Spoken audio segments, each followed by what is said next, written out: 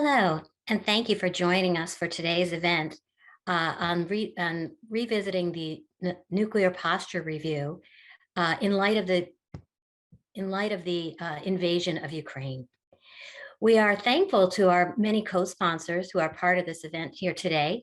So we have Georgetown University's Berkley Center for Religion, Peace, and World Affairs, in partnership with Catholic University of America's Institute for Policy Research and Catholic Studies, the University of Notre Dame's Kroc Institute for International Peace, part of the Keough School of Global Affairs, the Catholic Peace Building Network, Fordham University's Center on Religion and Culture, and Northwestern University's Shale Catholic Center. All these institutions are part of an ongoing collaboration among our institutions through a series of initiatives on the project on revitalizing Catholic engagement on nuclear disarmament. I encourage you to check out our website. We've got lots of materials there from previous conferences like these, podcasts, as well as we have monthly student meetings. So we invite any students who are participating in our discussion here today. Our next student meeting will be April 20th at 7:30 p.m. We also have books as part of this research project and this collaboration. And the next book will be coming forth titled Forbidden: Receiving Pope Francis's Condemnation of Nuclear Weapons. And that will be coming out by Georgetown University Press in tandem with the 60th anniversary of the Cuban nuclear missile crisis. We are thankful to all of you for joining us here today. The proceedings will be videotaped, so these will be available later on Georgetown's Berkley Center website. And we also encourage you to use the Q&A box for any questions that you might have. We're going to go to our panelists first, and then we will be opening up our conversation to your questions and answers. The nuclear posture review is a really important opportunity to ask deep questions and difficult questions about U.S. nuclear weapons policy and the direction that we want our nuclear weapons policy to go. It's an exercise in transparency and democracy. With the end of the Cold War, the Clinton administration undertook the very first nuclear posture review. That was intended to be a rethink, really relooking from the bottom up at U.S. nuclear weapons policy and posture after the Cold War, saying, look, the Cold War is over. Maybe we need to really rethink what these weapons are for and what they might be used for.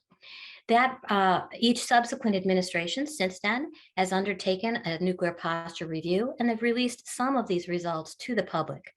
It's an important moment for communication. It states what the declaratory U.S. foreign policy is regarding nuclear weapons.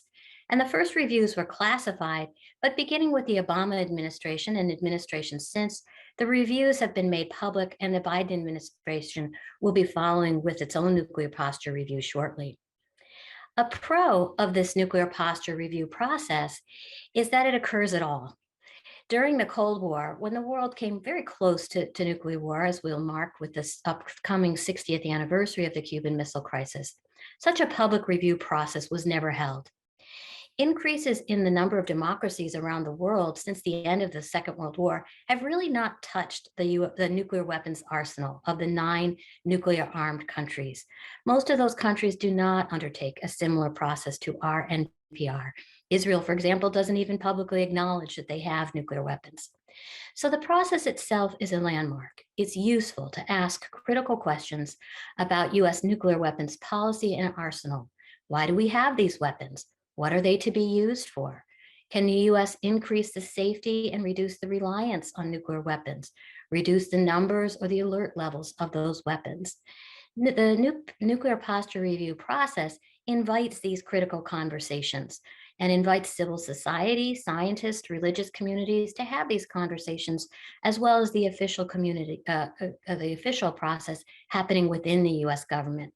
Voices from the military, diplomatic, and intelligence services, as well as the White House and Congress, to answer these questions about the purpose of U.S. nuclear forces and to present those answers to Congress and the public at regular intervals. And that's a good thing. The con, however, of this NPR process, it's the same criticism that has dogged the process since the very first one, when process was criticized as nuclear light, as just a scaled down version of the Cold War nuclear weapons posture, rather than a fundamental rethinking of the purpose and posture of these weapons that was envisioned by the creators of the first NPR. So, in other words, the NPR has a long history of raising expectations, particularly among those in the arms control and disarmament communities, and then dashing those expectations for hoping for deeper reductions in nuclear arms and lesser reliance on nuclear weapons in US foreign policy. Why is that so? Well, the forces of the status quo are quite strong. And so, despite the good intentions of many of those who are launching the NPR, it can be very difficult to change the ship of state too much. I know those of you who are joining us from Washington will be shocked to learn that money can play a part in these debates over weapons policy or foreign policy, and certainly the concerns that President Eisenhower raised about the military-industrial complex and the overlap of interests between members of Congress who want money to come into their districts and members of companies who would profit from nuclear weapons may not always be in sync with the needs of the American people or the better needs for our defense. What's different, however, from the usual back and forth between different advocates about what should be in the nuclear posture review, what's different this time is this NPR is taking place after Russia has invaded Ukraine. And during this ongoing land war in Europe, Putin has taken escalatory steps, including increasing the alert status of Russian nuclear forces and making veiled threats, or somewhat less veiled threats, that he might violate the nuclear taboo and use nuclear weapons. So our question before us today are, do these events in Ukraine and the invasion of Ukraine alter the usual NPR debates over whether there will be or should be changes to statements about the US government's declaratory policy about nuclear weapons? Should there be a no first use declaration or sole purpose statement? Those types of perennial debates are seen in a new light given the current state of affairs. We're welcoming several experts to join us today to help us examine these questions. And as I mentioned before, you can ask your questions of these experts in the Q&A box, and we'll go to those questions after the initial discussion. I do want to acknowledge that obviously I'm not Father Drew Christiansen, who is listed on your program. He was not able to join us today. So I'm playing the double-hatted role today of your moderator, as well as the first presenter to discuss the ethics and the morality issues that arise when we look at the nuclear posture review. So I'm Dr. Marianne Kuzamano Love.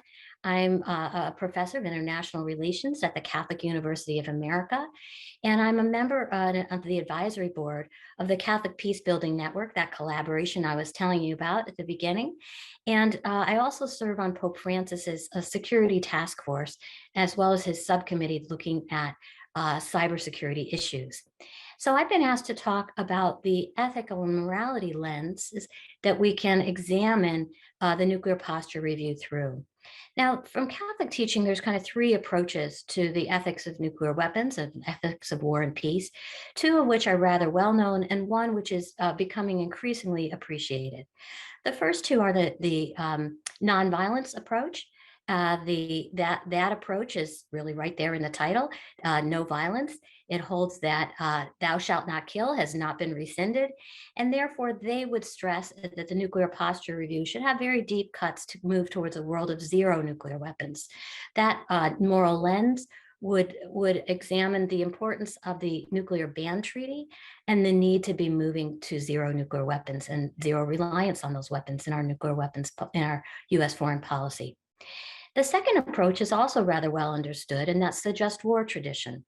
And from that tradition, which we understand as being part of the Geneva Conventions, part of the US Military Code of Justice, the international laws of war, we understand that the use of nuclear weapons is forbidden.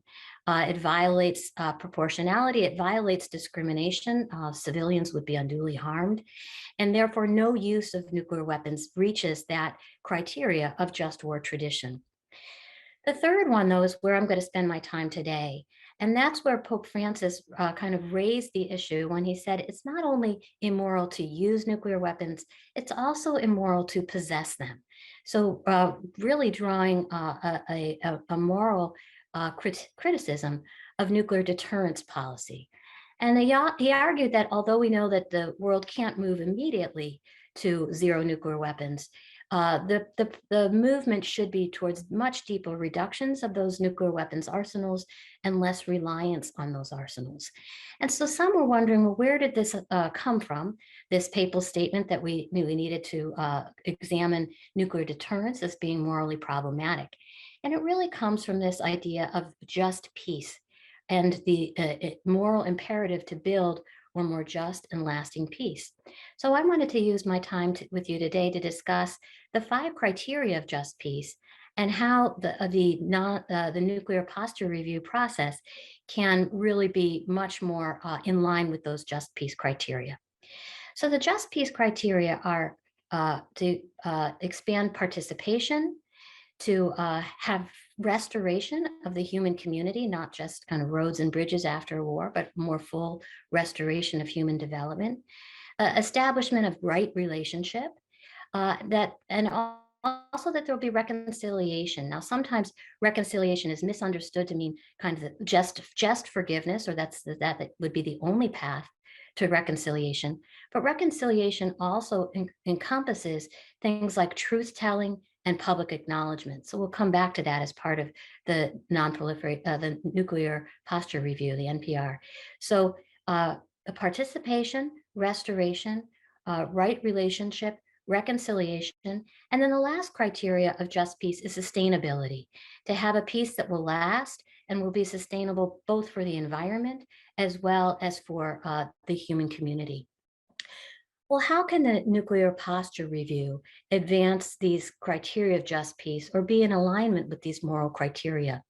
Well, the first of participation, the NPR itself is an expansion of participation beyond kind of secret processes just held by the so-called nuclear priesthood to a larger public discussion about the purposes of nuclear weapons and the position of our nuclear posture.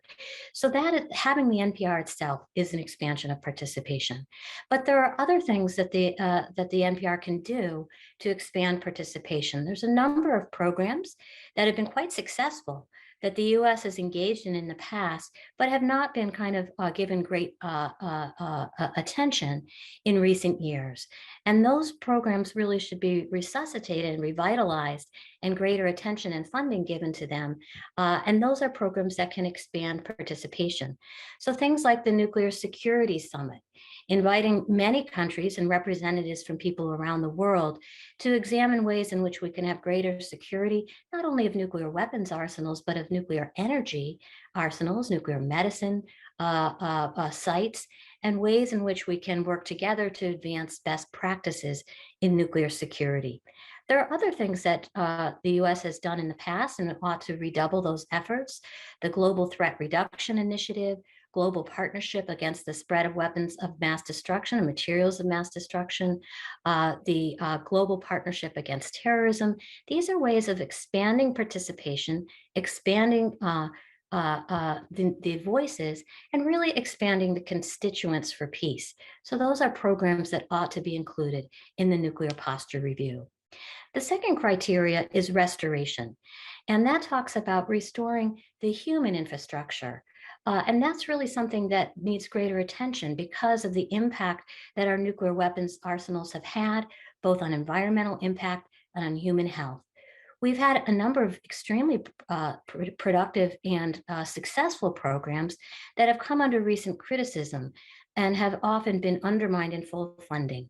Things like the Cooperative Threat Reduction Program that worked to clean up former weapons sites and to do defense conversion from former biological and chemical sites, as well as nuclear sites. So again, including those types of programs and funding and attention to those in our declaratory policy, really important to have cooperative threat reduction programs or programs that continue that type of activity get attention in the nuclear posture review. Again, it's a declaratory policy, the nuclear posture review, so it could even have a shout out to things like expanding the Radiation Exposure Compensation Act, which also attempts to do restoration of people who've been harmed by nuclear testing and uranium and plutonium mining. The third criteria is right relationship. And right relationship can be advanced by things like expanding our arms control and disarmament attempts and meetings.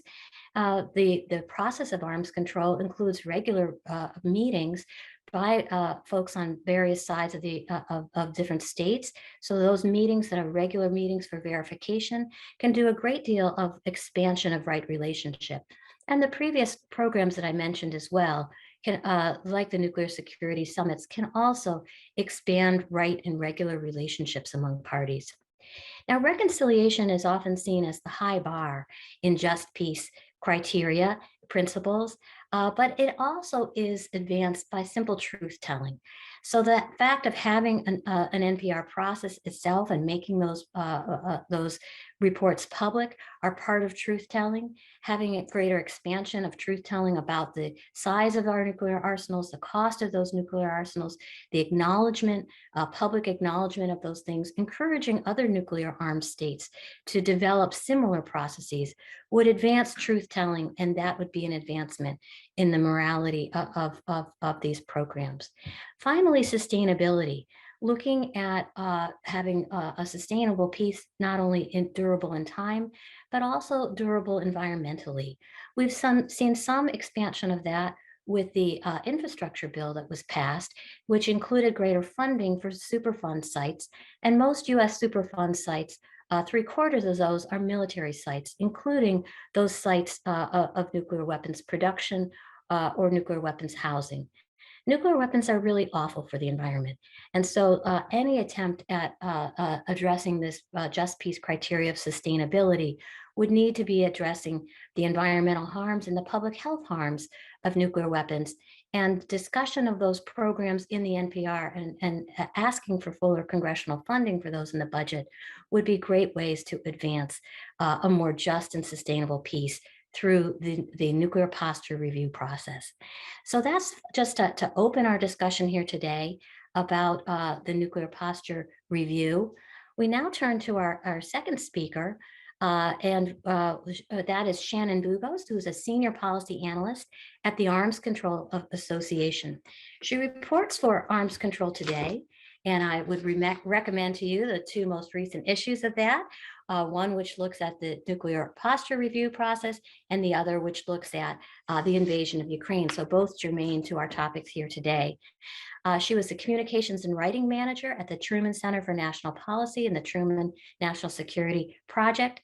And Shannon, we'd like to ask you today to talk about this general topic, but also specifically the topic of what the use of nuclear weapons should be and how that should be addressed in the nuclear posture review. Over to you, Shannon. Thanks, Marianne, and thanks everyone for joining us today. I appreciate the invitation from Ruth and Father Drew to participate on this panel with Marianne and James. So my remarks will focus on two things, and we'll get at the question that Marianne just posed to me. One, I will focus on a specific recommendation regarding the nuclear posture review for the Biden administration in the wake of Russia's invasion of Ukraine in February, though this is a recommendation that many have long advocated for in the arms control community. And second, I will talk about the potential future of US-Russian arms control, especially given that the only remaining treaty limiting their nuclear arsenals, the 2010 New Strategic Arms Reduction Treaty, or New START, will expire in 4 years, and there is yet to be an agreed upon replacement arrangement. Before diving into these 2 points, I do want to give the bottom line up front, and that is Russian President Vladimir Putin launched a catastrophic, indefensible, and premeditated military assault on Ukraine last month. As part of this renewed invasion, Putin ordered Russia's nuclear forces to move to a special regime of combat duty, which marked an unnecessary escalation of an already dangerous situation. While the bilateral US-Russian dialogue on strategic stability and arms control was understandably paused by the United States, the two countries should, in due time, return to the table so as to guard against a world in which the two largest nuclear powers have no constraints on their bloated nuclear arsenals. In addition, Biden should adopt a sole purpose policy in his upcoming version of the Nuclear Posture Review as a way to increase stability and decrease the likelihood of an outbreak of nuclear war. All right, so time to dive a little bit more in detail on each of these, and I'm going to start with my latter point. And first, just a definition, a sole purpose policy stipulates that the one and only purpose of nuclear weapons is to deter the first use of nuclear weapons by others. This type of policy would rule out the use of nuclear weapons in a preemptive strike or in response to a non-nuclear attack on the United States or its allies, as well as increase strategic stability and reduce the risk of nuclear war. Currently, the US president has sole authority to launch nuclear weapons, meaning that the president does not require concurrence from any military or security advisors or by other elected representatives of the people. This lack of checks on the process for starting nuclear war is a massive concern, and the adoption of a sole purpose policy would help to start correcting course. Biden has in fact been a supporter of this type of policy since at least 2017, when he said that he believes the sole purpose of the US nuclear arsenal should be deterring and, if necessary, retaliating against a nuclear attack. In 2020, on the presidential campaign trail, Biden reiterated this stance and declared that as president, he would work to put that belief into practice. However, we have yet to see him do so. Therefore, the Biden administration should use the NPR for the president to follow through on this promise to adopt a sole purpose policy, which would clarify the circumstances under which the US would consider nuclear weapons use, helping to decrease uncertainty and worst case assumptions surrounding the US nuclear arsenal and increase strategic stability at this crucial time. On the topic of strategic stability, I want to now shift to my second point of discussion, the potential future of US-Russian arms control. As I mentioned earlier, the Biden administration paused the long-established bilateral US-Russian strategic stability dialogue after Russia invaded Ukraine in February. The eventual resumption of this dialogue is important, however, in order to prevent even greater NATO-Russia tensions and maintain common sense arms control and risk reduction measures. The dialogue last convened in January, during which the main topic on the table for discussion was the security guarantees proposals to the US and NATO that Russia put forward in December. The United States and NATO, provided their responses to these proposals in late January after the dialogue. The Russian proposal and the US and NATO counterproposals do contain areas of overlap, demonstrating that there is room for negotiations to resolve mutual security concerns. These areas with the most promise are related to crafting a new agreement similar to the now defunct 1987 Intermediate Range Nuclear Forces, or INF Treaty, negotiating a follow-on to New START before its expiration in 2026, agreeing to scale back large military exercises, as well as establishing risk reduction and transparency measures such as hotlines. With respect to a new agreement based off the INF Treaty, both the United States and Russia have indicated that they want to prevent the redeployment of intermediate range ground-launched missiles that could threaten Europe and Russia. Moscow suggested a moratorium on deploying INF range missiles in 2019, and then added some verification and monitoring measures to this proposal in 2020.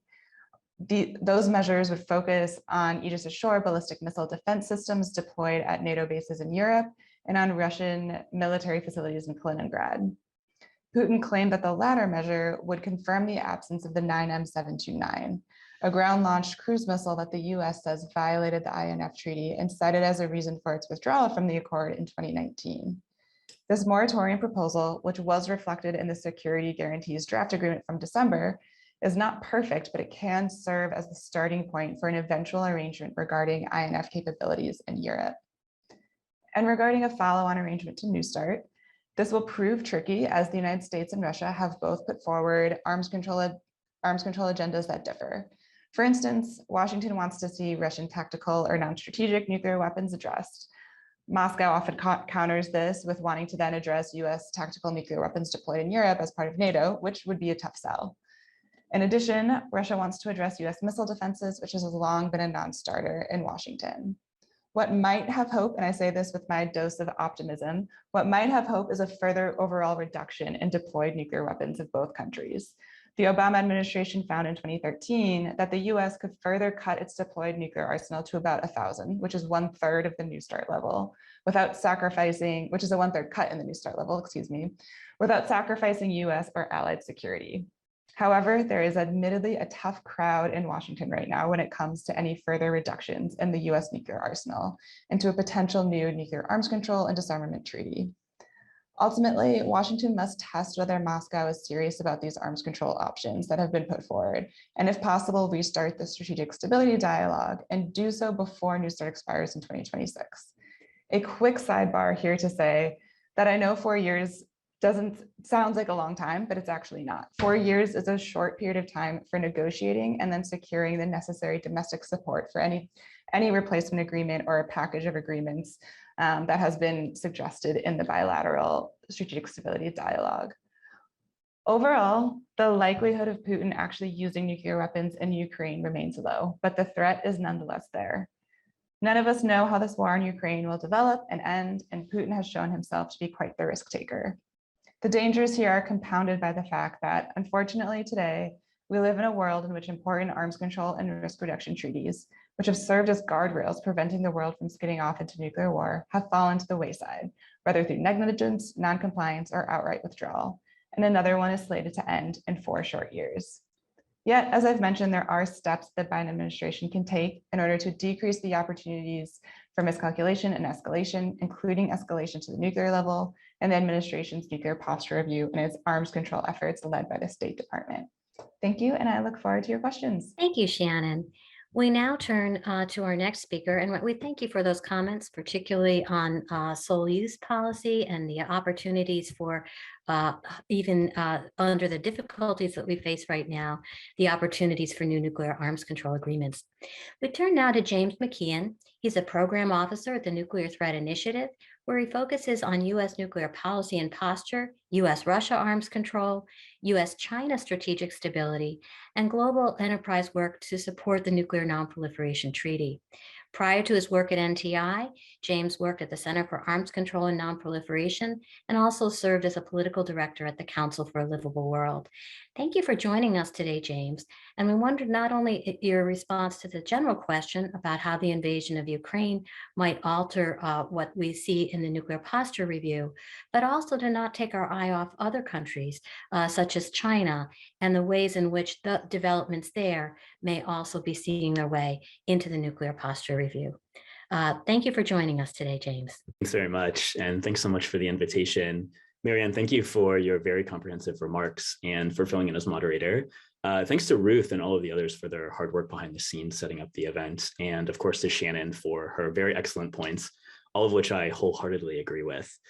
So NTI has also publicly supported SoulPurpose, and we think it would be an operationally modest but very symbolic, important change in US nuclear declaratory policy, and one we hope to see in the upcoming Nuclear Posture Review, or NPR, as well. So this event is focused on the NPR in the context of the Ukraine conflict, and I think Shannon did a really excellent job covering that. So I'll focus my brief remarks on what's likely to be another key focus of the NPR, which is China's nuclear program. American defense and intelligence agencies are predicting a massive increase in China's nuclear program over the next decade. In addition, excellent open source analysis from analysts at the Federation of American Scientists and others has confirmed that China is likely building a vast array of new silos for intercontinental ballistic missiles.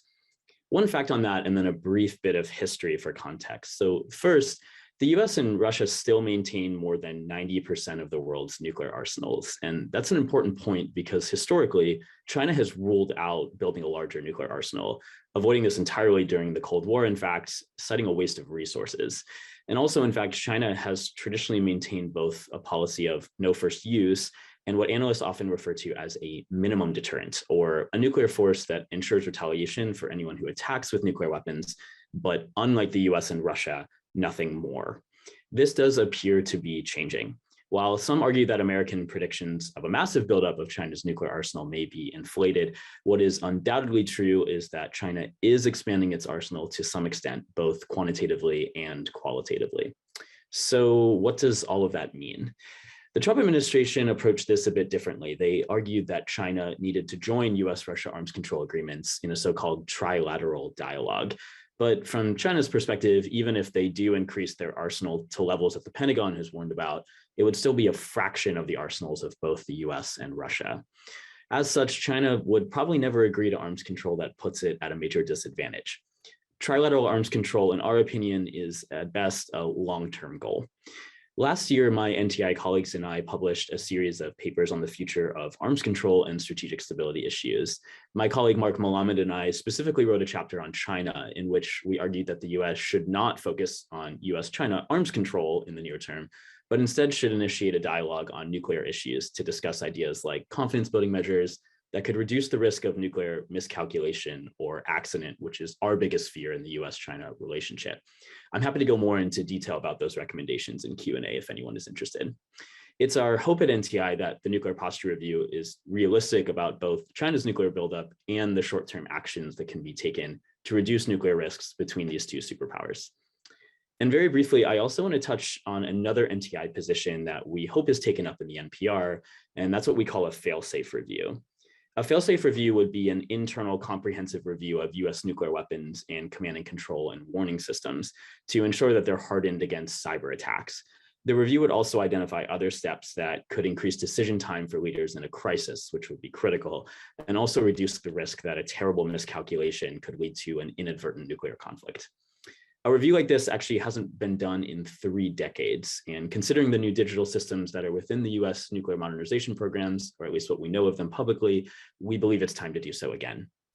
Thankfully, Congress has already mandated a fail-safe review, in part recommended by NTI, of this exact nature in the recent National Defense Authorization Act.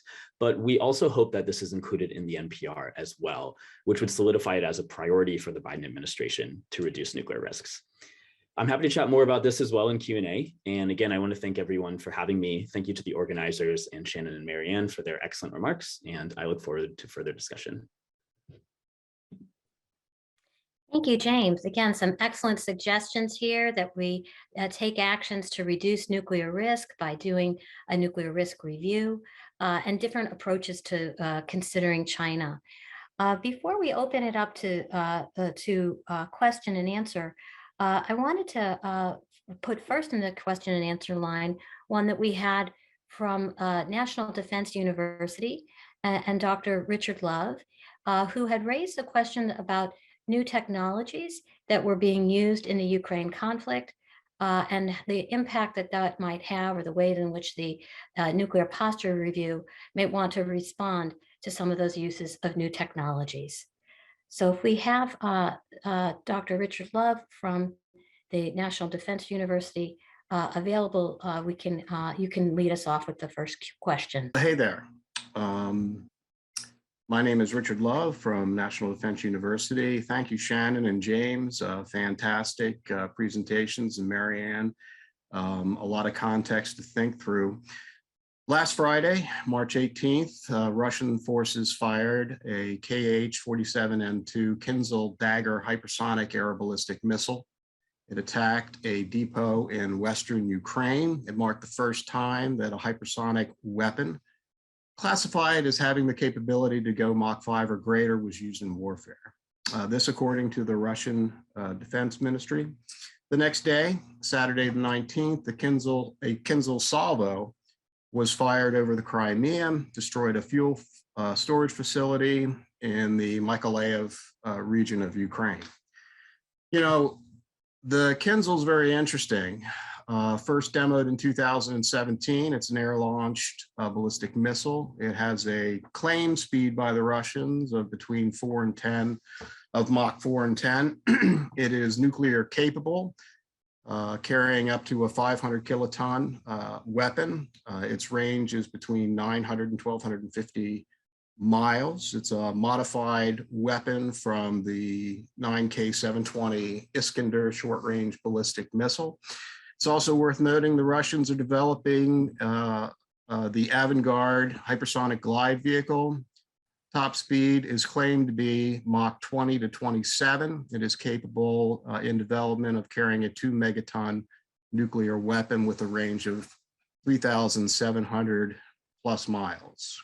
The Russians are also working on the 3M22 Zircon hypersonic anti-ship missile, so they're very busy in hypersonics.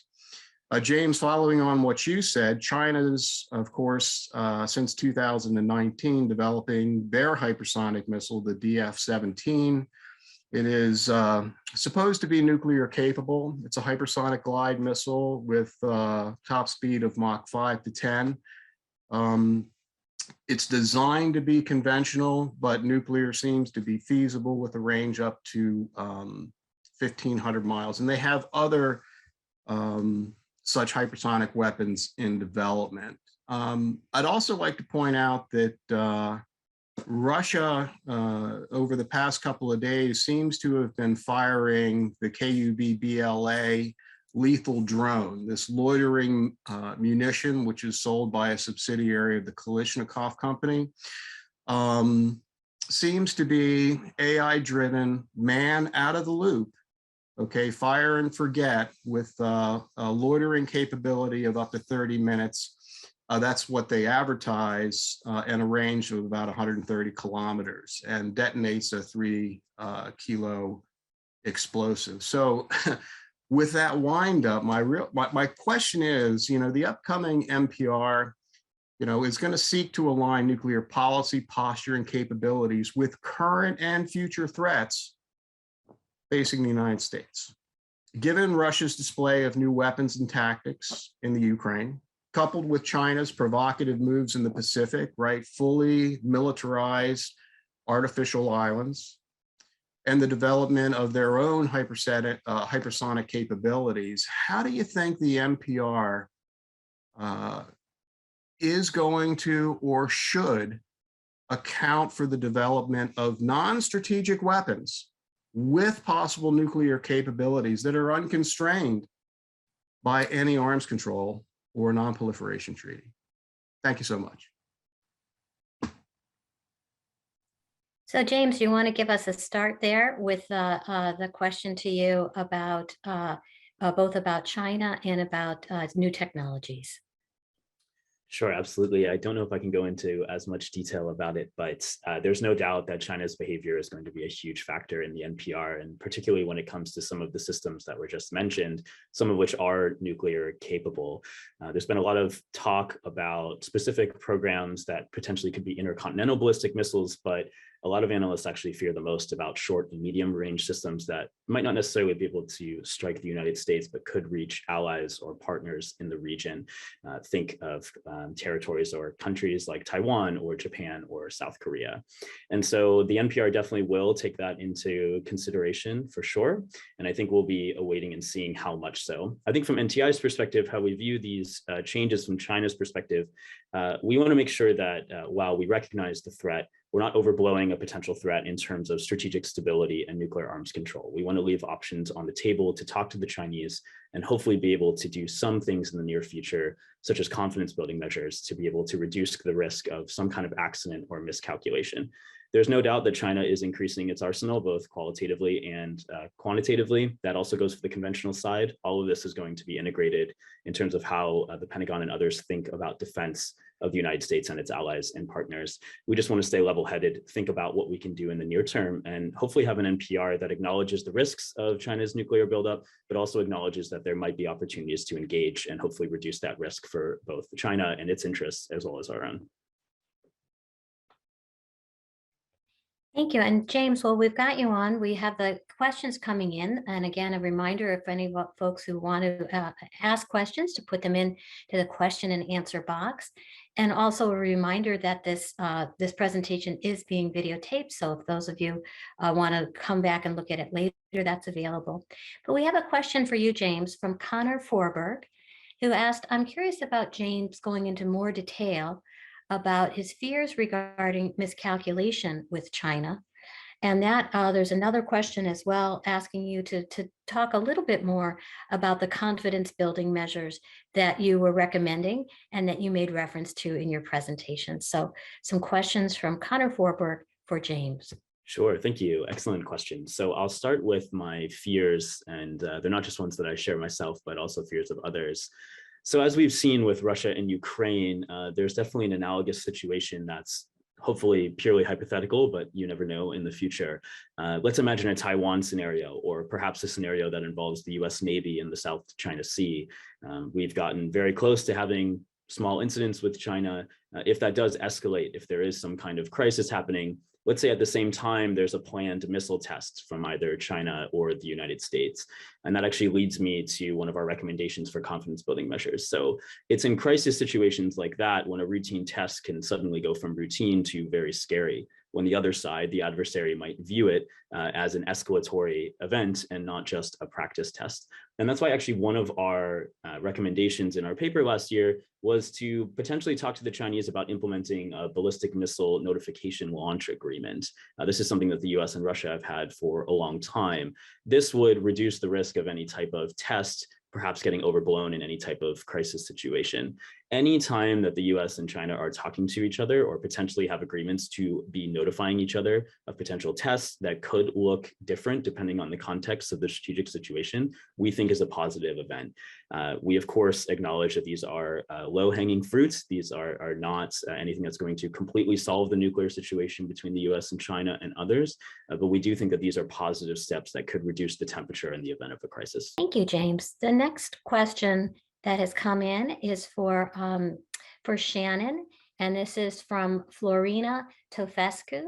And Shannon, she asks, do the other nuclear powers have a sole purpose policy? Did the USSR or Russia have a sole purpose policy, or was it close to adopting it at any point in its history? And so that's first a factual question by Florina.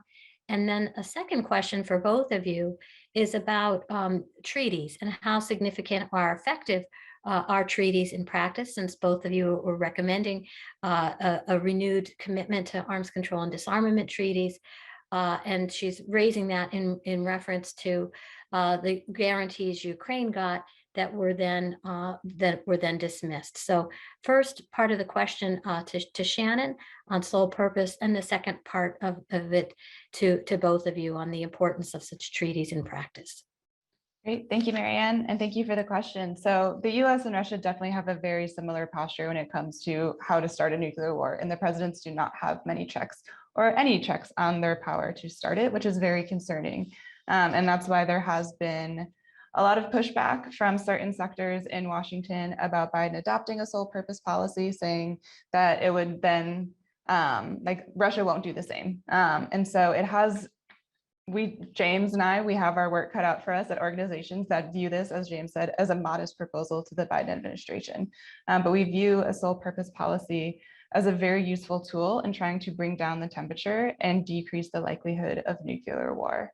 And then to dive into the second question about the importance of arms control treaties, I would talk ad nauseum about how New START has been very effective. One of the brightest parts of the New START agreement is its very stringent verification and monitoring regime.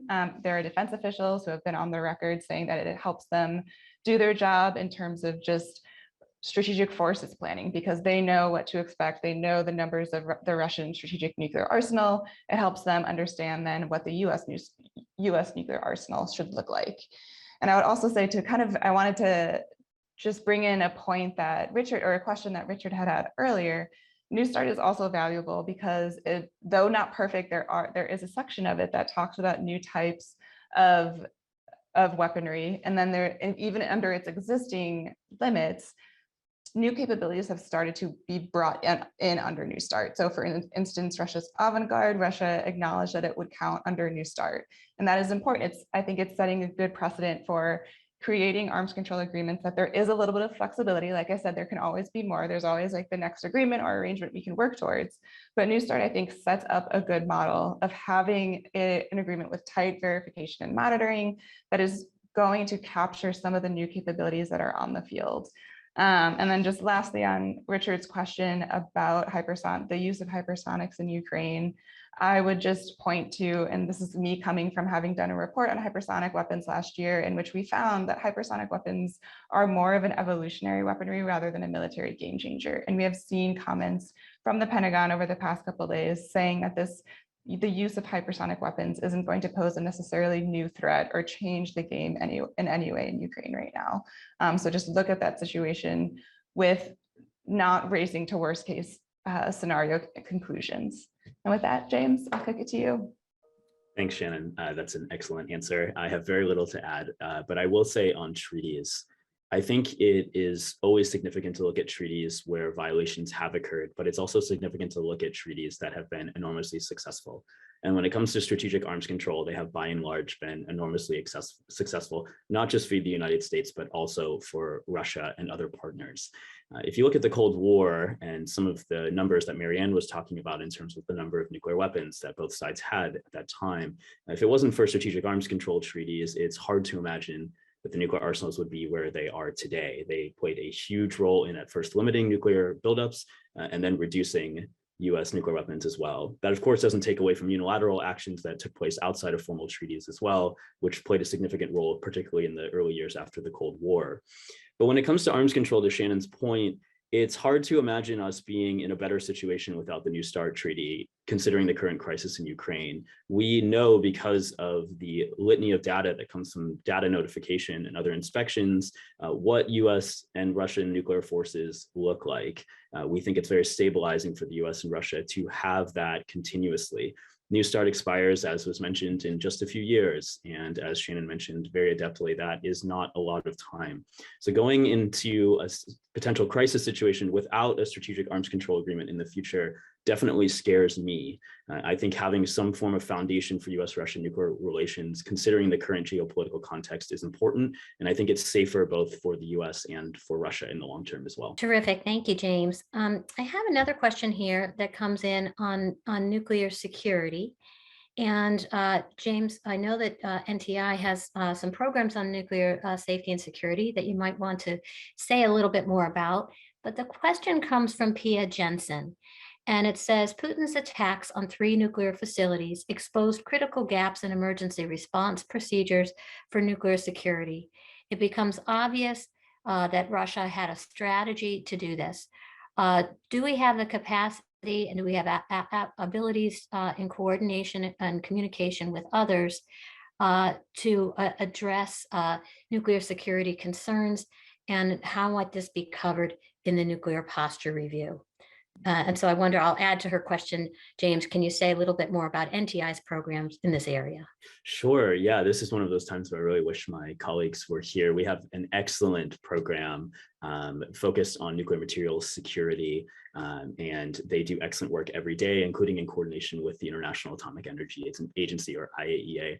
I don't think my expertise, unfortunately, situates me to be able to answer this question directly. But when it comes to the nuclear posture review, what I can say is past nuclear posture reviews have focused not just on nuclear policy and posture, but also on non-proliferation activities. And so this type of thing in terms of funding the IAEA and continuously supporting the IAEA in their work to prevent disasters like what we are seeing potentially in Ukraine with nuclear power plants, that is critical for the future. In terms of the work that NTI does on nuclear material security, again, I would defer to my colleagues to talk in more detail about their work, but we work every day, again, in partnership with the IAEA to try to enhance and increase nuclear security around the world. And so what that means is we have an aim to not only prevent something like a dirty bomb from happening, which is a conventional explosive laced with some form of radioactive material, but also preventing fissile material like plutonium and highly enriched uranium from being in the hands of non-state actors or terrorist groups. So if you go to the NTI's website, we have a lot of actions and behaviors that are situated toward this goal. One success I can talk about is the LEU bank that was actually done in coordination with the IAEA. And the idea here is to ensure that any new nuclear power operators in certain countries, they can access low enriched uranium, which has far less of a proliferation risk compared to something like high enriched uranium, to be able to operate their nuclear power plants without any risk of proliferation in the long term. So check out our website, and also feel free to reach out to me or other colleagues if you're interested in more of our work on that issue. Great answers, James, and particularly as we see more countries working to become carbon neutral, both because of their commitments under the Paris agreements and their concerns for climate change, but also, of course, with the war in Ukraine disrupting oil supplies and sending oil prices higher, we may see greater demand for other types of energy, including nuclear energy. So those activities of NTI for securing those nuclear energy sites and materials are very important. There's another question here in the chat. I'm sorry, in the Q&A box, and this is from Dennis Sadowski. And he's asking me, what role can religions and religious leaders play in heading off a renewed arms race? Pope Francis has offered to mediate between Russia and Ukraine. How likely is such an offer from the Pope and other religious leaders when it comes to nuclear weapons reductions, as well as peace building and reconciliation overall? So thank you, Dennis, for the question on the role of religious actors in the nuclear weapons policy and negotiations. I would add here that one way to think about it for your question about the role of the Catholic Church and Pope Francis is that the Catholic Church is not a national church. So we have a great institutional presence in countries that are both nuclear armed countries, as well as predominantly in the non-nuclear states. And also the Catholic Church is unique among other religious actors in that it is both a state and it is a pre-state actor that was around long before the Treaty of Westphalia with very in-depth institutions. So what this means is it can work more easily both with the civil society networks, as we saw Pope Francis and the Catholic Church doing in the run-up to the nuclear prohibition treaty, the nuclear ban treaty, in hosting meetings on the humanitarian impact of nuclear weapons. And it can operate at the state-to-state level in facilitating negotiations, facilitating talks, often behind the scenes, often not in the spotlight. That's the kind of the imprimatur of Holy See diplomacy, is to do it very quietly behind the scenes. And so that is a way that it may be able to offer an off-ramp and some opportunities for de-escalation because we do have a presence in these various countries and therefore would have some incentives and some local knowledge to bring to that facilitation process. More generally, the role that religious actors can play in these conversations is to help move to help bring pressure, kind of a pincer pressure, both externally to governments, but also internally within governments, to be raising these issues and serving as a voice for these issues of nuclear arms control and disarmament at a time when those are very difficult. It can help promote those norms and keep the conversation and the pressure going for a continued work in these areas. We have a few more questions, but I'm not sure. I do want to leave time for the panelists to kind of give some closing remarks, to have a chance to respond to some of the questions and comments that have been made by others. So we'll first turn it to Shannon to make some of your closing remarks and closing statements, and then to James. If we didn't get to your questions, I do apologize, but we may be able to do so in the subsequent meetings that we will have. As I mentioned, that this is a continued conversation as part of an ongoing collaboration. So I'll ask Shannon first if you want to start us off with some kind of closing statements or response to some of the questions or comments that have been raised in the Q&A or by some of the other panelists. Great, thanks, Marianne. And I'm going to start my concluding remarks by stealing a word from you that you had in your opening about how the NPR can be an opportunity to rethink a lot of the policy and the strategy.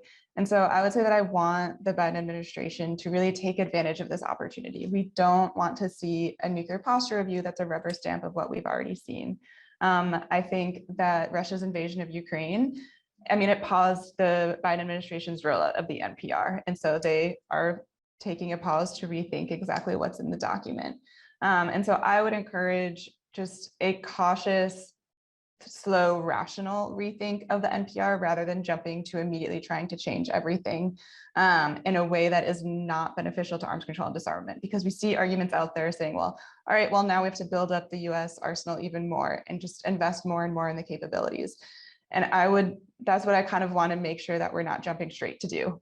And so the NPR should be an opportunity to rethink these policies and rethink what we're putting our money towards. We've already been seeing massive billions of dollars going towards the defense budget and increases in various programs. The Biden administration did release their first budget for fiscal year 2022 that the Arms Control Association did find a little disappointing in terms of just carrying on programs that were started under the Trump administration for nuclear weapons programs that we don't view as necessary in the least. So just say that bottom line, a rethink of the NPR would be great. An inclusion of the SoulPurpose Policy would also be great. And then I think, in my view, the NPR, I saw someone had asked a question about who gets the final sign off on the NPR.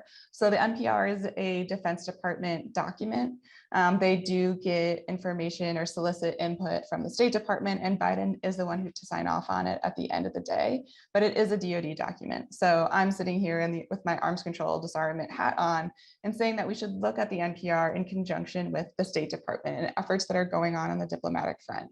And so that's why I stressed in my remarks about the importance of, in due time, resuming the strategic stability dialogue to talk further about reductions that we can make in the US-Russian arsenals.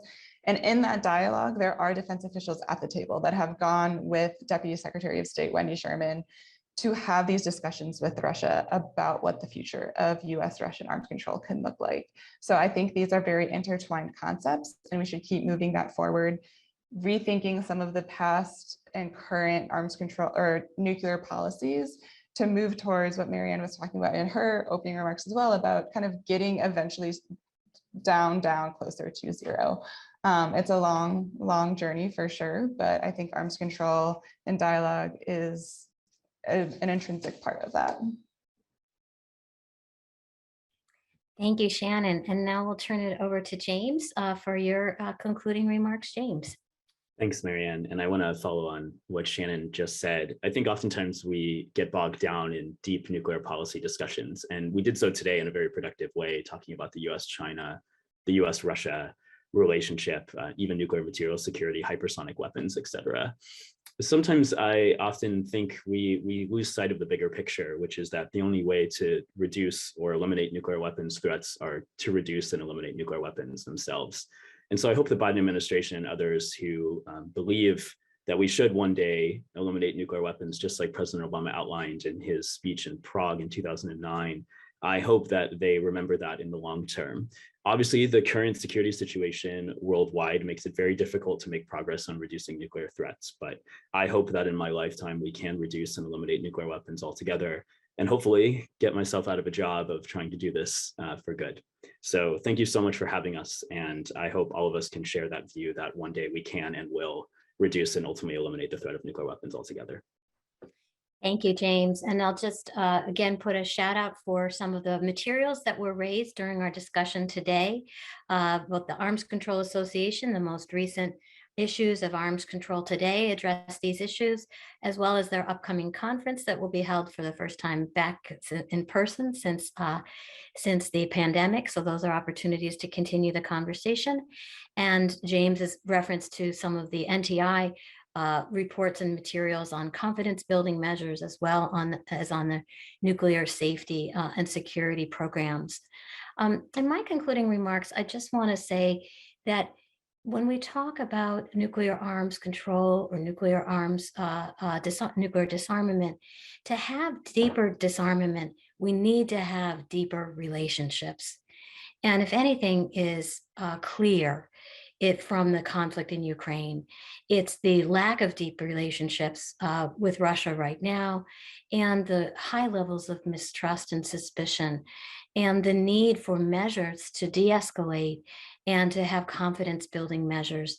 And so arms control talks, whether they produce they certainly don't produce results very quickly, but regardless of whether they yield treaties and verifiable results, the act of those discussions alone increases transparency, offers opportunities for building relationships. And, to think of it in terms of intelligence, we spend billions of dollars trying to see behind closed doors, and the arms control discussions are a chance to walk in the front door.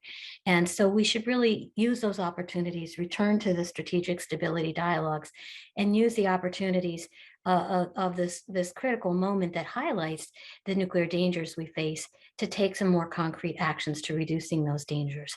I want to thank everybody here today for a very robust discussion. I want to refer you both to the Berkley program's website.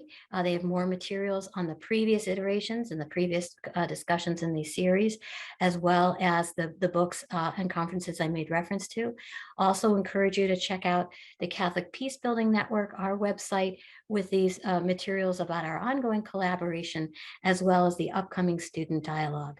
So thank you all, and hopefully the next time we have one of these events, it will be under better circumstances and will have led to a more robust and a very useful nuclear posture review. Thank you all for coming today.